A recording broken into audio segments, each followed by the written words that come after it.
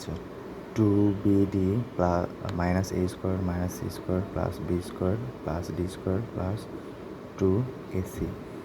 এখন এই অঙ্কটা আমরা এমনভাবে সাজাবো যাতে a plus b whole square এই সূত্রটা অনুসারে সাজানো যায়।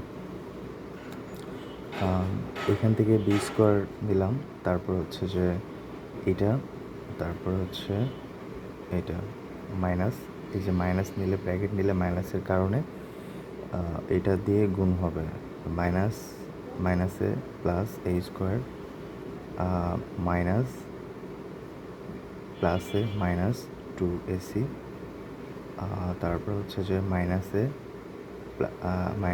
Plus C square. এখন এটা থেকে এই সূত্রটা এ প্লাস বি হোল স্কোয়ারের সূত্রটা আসে, আর এইটা থেকে এ মাইনাস সি হোল স্কোয়ারের সূত্রটা আসে, তারপরে এ স্কোয়ার মাইনাস বি স্কোয়ারের সূত্র।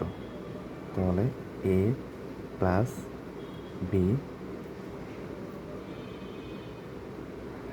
Square plus